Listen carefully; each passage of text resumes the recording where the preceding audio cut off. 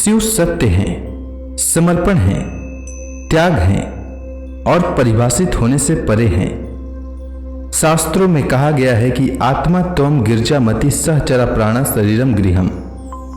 जिस तरह सत्य और शक्ति एक दूसरे के बगैर अधूरे हैं, जिस तरह आत्मा और मन के बगैर शरीर जागृत नहीं हो सकता, उसी तरह शिव और पार्वती की एक दूसरे के बगैर कल्पना नहीं की जा सकती है।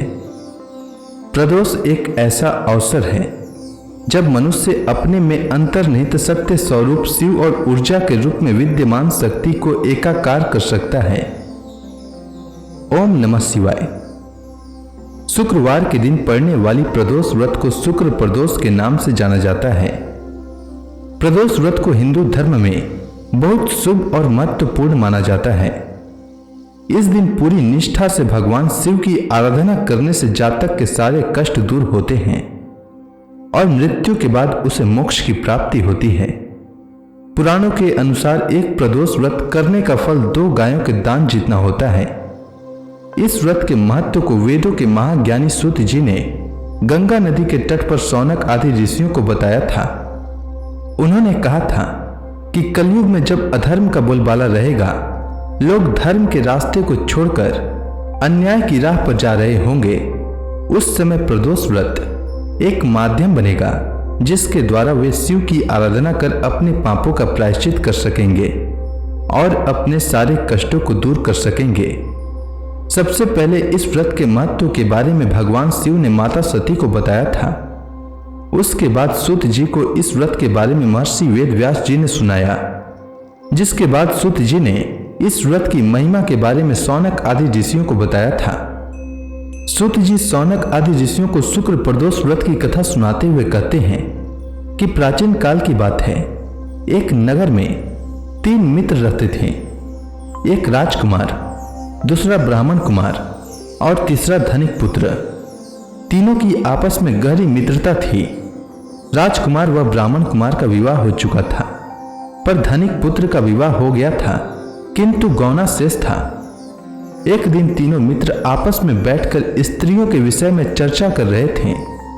ब्राह्मण कुमार ने स्त्रियों की प्रशंसा करते हुए कहा कि जिस घर में स्त्री न हो वह घर भूतों का डेरा होता है। धनिक पुत्र ने यह सुना तो तुरंत ही अपनी पत्नी को लाने का निश्चय किया और घर जाकर अपने माता पिता के समक्ष अपनी पत्नी को लाने का प्रस्ताव रखा। तब उसके माता पिता ने उसे समझाया कि अभी शुक्र देवता डूबे हुए हैं, ऐसे में बहू बेटियों को उनके घर से विदा करवा लाना शुभ नहीं होता। किंतु धनिक पुत्र नहीं माना और ससुराल पहुंच गया। और जब ससुराल में भी अपनी पत्नी को विदा कराकर ले जाने का प्रस्ताव रखा तो ससुराल में उसकी पत्नी के माता पिता ने भी उसे रोकने की बहुत कोशिश की, मगर उसने जिद नहीं छोड़ी। माता पिता को विवश होकर अपनी कन्या की विदाई करनी पड़ी। ससुराल से विदा हो पति पत्नी नगर से बाहर निकले ही थे कि उनकी बैलगाड़ी का पहिया अलग हो गया और एक बैल की टांग टूट गई। दोनों को काफी चोटें आई, फिर भी वे आगे बढ़ते रहे। कुछ दूर जाने पर उनकी भेंट डाकुओं से हो गई। डाकू धन धान्य लूट ले गए। दोनों रोते पीटते घर के तरफ आगे बढ़ते रहे। रास्ते में पैदल चलते चलते दोनों काफी थक गए, पर किसी तरह गांव पहुंचने ही वाले थे कि उन्हें प्यास लग गई। दोनों गांव के समीप तालाब के किनारे बैठकर पानी पीने लगे। तभी अचानक वहां एक सांप आया और धनिक पुत्र को डस लिया और धनिक पुत्र वहीं गिरकर मूर्छित हो गया। यह सब देख उसकी पत्नी चिल्लाते हुए गांव के लोगों को मदद के लिए बुलाई। तब गांव के लोग आए और उसे उठाकर उसके घर तक पहुंचा दिया। पुत्र का यह हाल देख उसका पिता दौड़कर वैद्य के पास गया और वैद्य को बुला लाया। वैद्य ने निरीक्षण के बाद घोषणा की कि धनिक पुत्र 3 दिन में मर जाएगा।